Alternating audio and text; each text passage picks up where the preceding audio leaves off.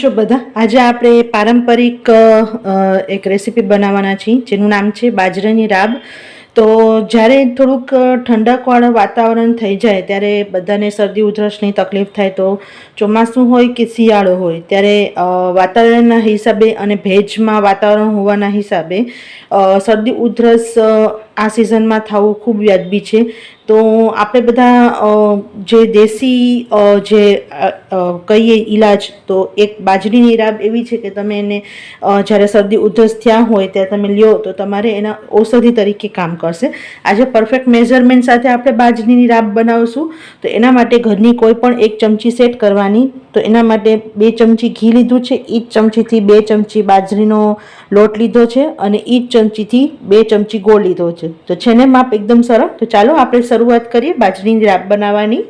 અહીંયા આપણે એક પેન લીધું છે. પેનમાં પહેલે ઘી નાખી દઈએ. તમે ઘીનું પ્રમાણ થોડુંક વધારે પણ કરી શકો, પણ તમે કેના માટે લ્યો છો એના ઉપર આધાર છે. જો તમે ઔષધિ તરીકે આપણે શરદી ઉધરસ માટે લેતા હોય તો ઘીનું પ્રમાણ આટલું લેવાનું, અને જો તમે શક્તિ માટે લેતા હોય કે ઘણી વખત ઘણા ઉપવાસમાં, અમારે ઘણી વખત જૈનમાં આ પાયણા માટે લેતા હોય તો તમે એ પ્રમાણે વધારે લઈ શકો. અને બીજું કે આમાં જે વસ્તુ બીજી નાખવામાં આવે છે એના ઔષધીય ગુણ એટલા બધા છે જે ધીમે ધીમે આગળ રેસીપી વધશે હું તમને જણાવીશ. પહેલે આપણે અજમો નાખશું. તો અજમો ચપટી આવી રીતે. અજમાના ગુણો તો બધાને કહેવાની જરૂર નથી. એક તજનો ટુકડો છે જે આવી રીતે કટ કરી લીધો છે, અને 2 લવંગ છે. હવે બહુ જ જો શરદી ઉધરસ હોય ને તો તમે એનો ભૂક્કો નાખી શકો, અને જો ઓછી હોય, માપસર હોય તો આવી રીતે આખા નાખજો. કારણ કે ઉકાળશું જેમ આપણે રાબ બનાવશું એમ એની અરોમા સરસ આવી જશે. એટલે ડિપેન્ડ તમે કયા સ્ટેજ ઉપર તમારી તબિયત સારી ન હોય એ પ્રમાણે. અને આપણે આ 2 ચમચી આપણે બાજરીનો લોટ નાખી દઈશું. હવે એને ધીમા તાપે શેકવાનું છે. તાપ એકદમ ધીમો રાખવાનો, અને જ્યાં સુધી એનું શેકાવાની સુગંધ ન આવે અને થોડુંક ફ્લફી ન થઈ જાય તમારો બાજરીનો લોટ, ત્યાં સુધી શેકવાનું છે. અને કન્ટિન્યુઅસ હલાવવાનું છે, કારણ કે આપણું લોટનું પ્રમાણ ઓછું છે. એટલે જો તમે મૂકી દેશો તો બળી જવાના ચાન્સીસ રહે. એટલે આવી રીતે કન્ટિન્યુઅસ હલાવવાનું છે, અને તાપ એકદમ સ્લો કરવાનો છે. બિલકુલ તાપ વધારવાનો નથી આ સમયે. બાજરીની રાબ બનતા ઓમ તો જનરલી 7 થી 8 મિનિટમાં સરસ થઈ જાય, પણ આમાં જે ઔષધિઓના ગુણો છે, એક તો બાજરી પણ ખુદ એક બહુ જ સરસ ધાન છે. બીજું આમાં 2-3 વસ્તુ એવી નાખવામાં આવે છે કે જે તમને એના હિસાબે તમને શરદી ઉધરસ અંદર જે આપણે કહીએ કે રોગ પ્રતિકારક શક્તિ વધવા માટે તમને કામ આવશે. અને બીજું કે આમાં બાજરીમાં ઘણી વખત ઘણાને બહુ ઢીલી થઈ જતી હોય પાણી જેવી, અને ઘણાને બહુ જાડી થઈ જતી હોય. એના માટે હું પરફેક્ટ મેઝરમેન્ટ સાથે તમને બતાવું છું.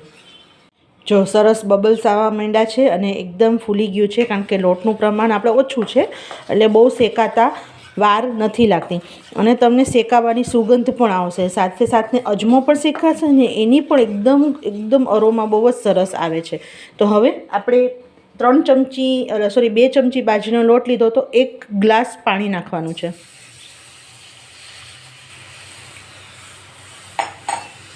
અને હલાવી લેશું આને.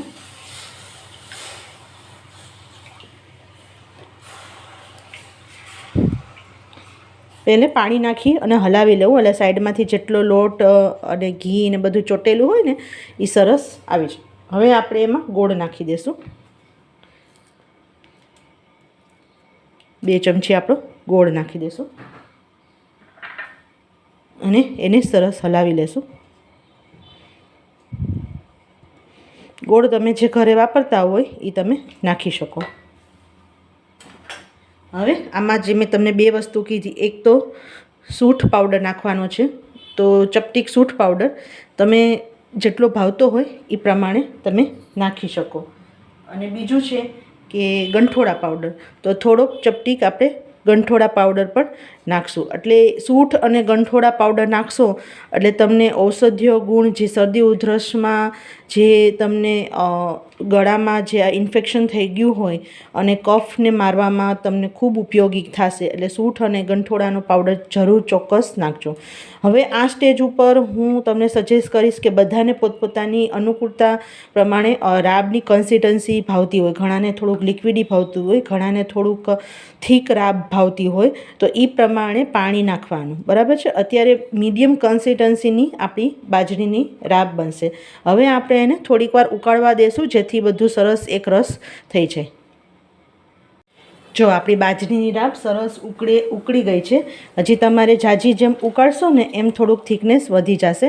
પણ જેમ મેં પહેલે કીધું કે તમને કેવી ભાવતી હોય ને, જાડી પતલી, એ પ્રમાણે તમારે રાબની કન્સિસ્ટન્સી રાખવાની. અને ટ્રસ્ટ મી, બહુ જ સરસ આની એક તો અરોમા આવે અને જે તમને ઔષધીય ગુણ છે એ તો તમને મળે અને સાથે તમને બહુ જ શરીરને ફાયદો કરે. તો તૈયાર છે આપણે બાજરીની રાબ. હવે આપણે એને સર્વ કરી લઈએ. તો આપણે બાજરીની રાબ સર્વ કરી દીધી છે અને ઉપરથી થોડીક બદામ આપણે આવી રીતે નાખશું. તો એક વખત જરૂર ટ્રાય કરજો. અને પ્રપોર્શન શરદી ઉધરસ હોય પણ થોડુંક ઓછું, આટલું જ પ્રપોર્શન માપસર લેવું, કારણ કે પછી બહુ ભારે ન થઈ જાય. કારણ કે બાજરું પચવામાં એટલું બધું હળવું નથી અને થોડુંક ઘી છે એટલા માટે. પણ તમે આ બહુ જ્યારે શરદી ઉધરસ થઈ ગયા હોય ને ત્યારે બહુ ખાવાની ઈચ્છા ન હોય ને ત્યારે તમે આટલું લેશો તો તમને શક્તિ પણ મળશે અને તમને એના ફાયદા પણ મળશે. તો કેવી લાગી તમને બાજરીની રાબ આ પરફેક્ટ માપ સાથે?